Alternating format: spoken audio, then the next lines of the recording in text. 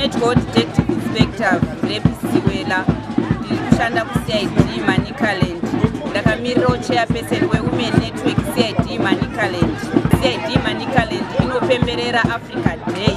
Namunoona tafamba mutauni chamacha takapfeka uniform yedu yewomen network commemorations zuva rinonzi Africa Day. Tanga takabata zvakasiyana siyana zvekurangarira chivanhu chedu zvinosanganisira marusero, ndiro dzezvitanda, marupasa nematumbi.